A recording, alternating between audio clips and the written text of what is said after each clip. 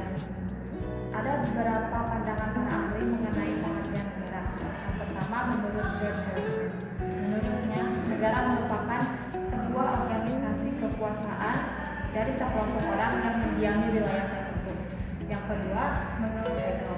Menurutnya, negara merupakan sebuah organisasi kesusilaan yang muncul dari sintesis antara kemerdekaan universal dan individual. Yang ketiga, menurut Lotman.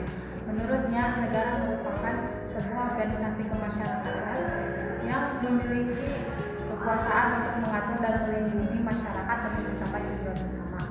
Yang keempat, menurut Howard. Menurutnya, negara merupakan sebuah bentuk pengintegrasian masyarakat yang memiliki kewenangan sah dan bersifat memaksa. Yang kelima, menurut Miriam Budiarjo, negara merupakan wilayah teritorial yang kekuasaannya itu didominasi oleh para pejabat untuk memerintah rakyat agar mematuhi peraturan perundang-undangan. Yang kedua, ada teori terbentuknya negara. Yang pertama, ada teori perjanjian masyarakat. Teori ini menyatakan bahwa negara terbentuk berdasarkan hasil dari perjanjian masyarakat yang pada awalnya tidak memiliki satu organisasi pemerintahan. Yang kedua, teori ketuhanan.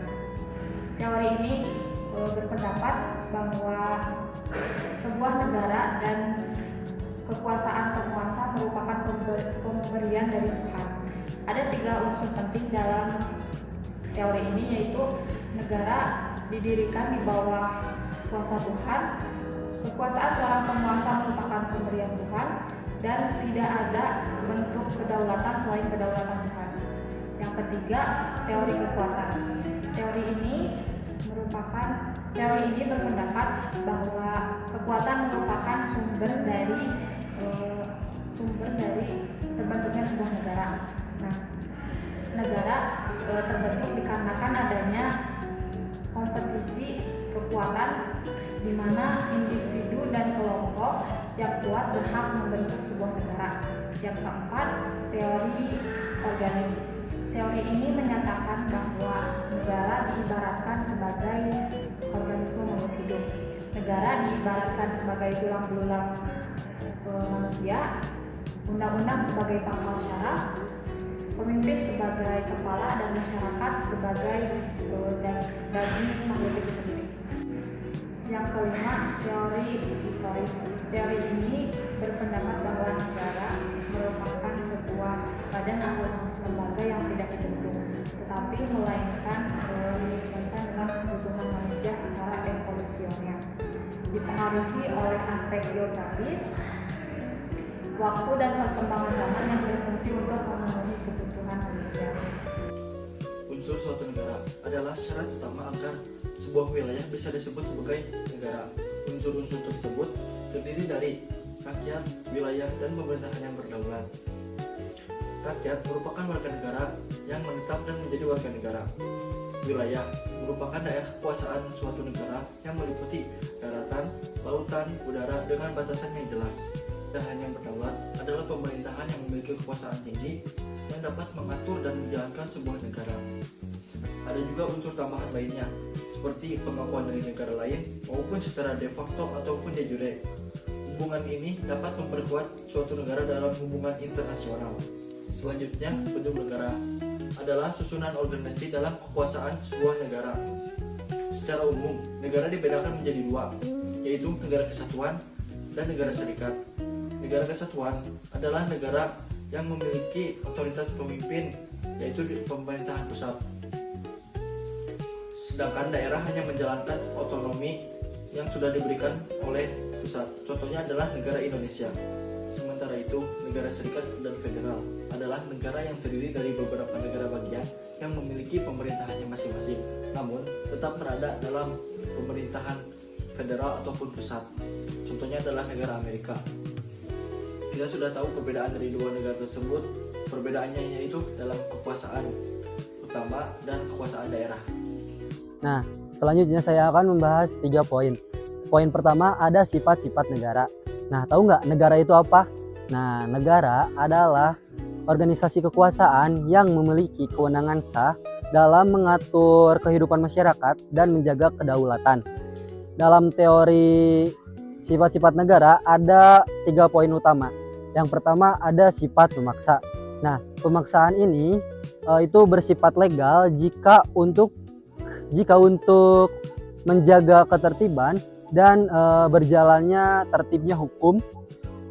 Yang kedua ada sifat monopoli. Nah, negara bisa memonopoli sesuatu agar tujuan kemasyarakatannya itu tercapai bersama. Yang ketiga ada sifat mencakup semua.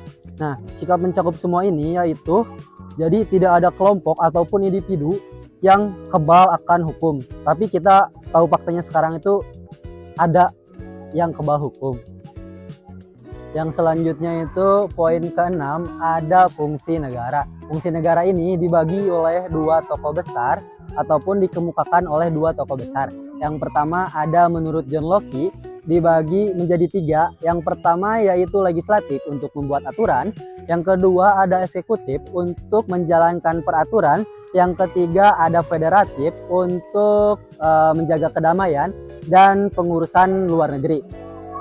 Nah, yang kedua ada menurut Montesquieu dibagi dalam konsep trialpolitik. Yang pertama ada legislatif untuk membuat perundang-undangan. Yang kedua ada eksekutif untuk menjalankan perundang-undangan. Yang ketiga ada yudikatif untuk mengadili pelanggaran hukum. Poin yang ketujuh ada Negara Kesatuan Republik Indonesia. Negara Kesatuan Republik Indonesia ataupun NKRI adalah negara kesatuan berbentuk republik dengan sistem desentralisasi yang memberi kewenangan kepada pemerintah daerah untuk menjalankan otonomi daerah kecuali urusan yang menjadi kewenangan pemerintahan pusat. Hal ini ditegaskan dalam pasal 1 ayat 1 dan pasal 18 ayat 1 UUD NRI tahun 1945 bahwa Indonesia terbagi atas provinsi, kabupaten, dan kota. Pemerintahan daerah dipimpin oleh kepala daerah yang dipilih secara demokratis dan diawasi oleh DPRD, serta berwenang menetapkan peraturan daerah sesuai perundang-undangan. Tujuan NKRI sesuai alinea keempat pembukaan UUD NRI tahun 1945 adalah melindungi segenap bangsa Indonesia, memajukan kesejahteraan bangsa, dan mencerdaskan kehidupan bangsa, serta ikut melaksanakan ketertiban dunia. Nah, untuk mewujudkannya, negara menjalankan fungsi strategis seperti pembentukan lembaga negara, penyusunan peraturan perundang-undangan, dan pengelolaan APBN, dan penyelenggaraan kekuasaan kehakiman, dan perencanaan pembangunan nasional. Warga negara adalah anggota suatu negara yang memiliki hak dan kewajiban terhadap suatu negara. Menurut G. Murdoch, warga negara memiliki hak untuk berpartisipasi aktif dalam kehidupan politik, sosial, dan budaya. Menurut A.S. Hikam, warga negara adalah kumpulan individu dalam suatu komunitas yang membentuk suatu negara. Menurut Kailan, warga negara memiliki hubungan timbal balik dengan negara, yaitu kewajiban terhadap negara dan kewajiban negara untuk menjamin serta melindungi hak warga negara. Lalu asas kewarga negaraan terbagi menjadi 2, yakni yang pertama asas lus sanguinis, yakni penentuan keluarga negaraan berdasarkan garis keturunan orang tua. Yang kedua asas lus soli, yakni penentuan keluarga negaraan berdasarkan tempat seseorang dilahirkan. Lalu status keluarga negaraan dibagi menjadi 3, yakni yang pertama apatride, yakni seseorang yang tidak memiliki keluarga negaraan. Lalu yang kedua bipatride, yakni seseorang yang memiliki 2 keluarga negaraan sekaligus. Lalu yang terakhir multipatride, yakni seseorang yang memiliki lebih dari 2 keluarga negaraan. Warga negara Indonesia menurut Undang-Undang Pasal 26 tahun 1945 adalah orang-orang warga negara Indonesia sendiri dan orang-orang asing yang telah disahkan oleh Undang-Undang menjadi warga negara Indonesia. Nah, wilayah Indonesia sendiri terdiri dari orang-orang Indonesianya sendiri dan orang-orang asing yang tinggal di wilayah Indonesia. Ketentuan kewarganegaraan diatur lebih lanjut di dalam Pasal nomor 12 tahun 2006 tentang kewarganegaraan Republik Indonesia. Untuk menjadi warga negara Indonesia bisa melalui beberapa cara seperti kelahiran dari orang tua yang dari warga Indonesia sendiri, pengakuan anak, perkawinan campuran, serta beberapa hal contohnya seperti kelahiran anak di Indonesia tapi status keluargaannya belum jelas. Nah, sebagai orang asing juga kita dapat mengajukan untuk menjadi kewarganegaraan melalui dua proses. Yang pertama ada proses kewarganegaraan dan yang kedua proses naturalisasi. Nah, untuk mengajukan proses naturalisasi, Indonesia memiliki beberapa syarat. Yang pertama, minimal umur 18 tahun, sudah menikah, tinggal di Indonesia selama 5 tahun berturut-turut atau 10 tahun tidak berturut-turut, mampu menggunakan bahasa Indonesia dengan baik dan benar, kemudian mengakui Pancasila dan Undang-Undang Dasar tahun 1945, serta pemohon tersebut juga tidak boleh memiliki catatan pidana berat dan harus bekerja dan sudah mempunyai penghasilan tetap. Nah, untuk pengakuan kewarganegaraan ini merupakan hak presiden dan ditetapkannya setelah pemohon mengucap janji setia, sumpah setia kepada negara Republik Indonesia. Perkenalkan, nama saya Daniel Mulyani dengan NPM terakhir 135. Selanjutnya ada peran warga negara, dapat dilihat dari 4 aspek. Yang pertama, bidang hukum, bidang politik, sosial budaya, dan ekonomi. Yang pertama, bidang hukum, di mana setiap warga negara memiliki kedudukan yang sama di hadapan hukum. Yang kedua, bidang politik, di mana setiap warga negara harus dan serta wajib aktif dalam kebijakan pemerintah karena berkaitan dengan rakyat. Yang ketiga, sosial budaya, di mana setiap warga negara harus saling menghormati keberagaman dan menghindari diskriminasi. Yang terakhir, bidang ekonomi, di mana setiap warga negara memiliki peran penting dalam mewujudkan sistem ekonomi dan sesuai dengan prinsip demokrasi ekonomi. Selain peran, ada juga hak yang dijamin pada Undang-Undang 1945, seperti hak asasi manusia, hak perlindungan, dan lain-lain. Hak ini yang menunjukkan penjaminan kesejahteraan dan martabat setiap warga negara tanpa diskriminasi. Selanjutnya, setiap warga negara juga memiliki kewajiban, di mana kewajiban ini sangat penting agar terciptanya ketertiban, keadilan, dan kehidupan yang harmonis.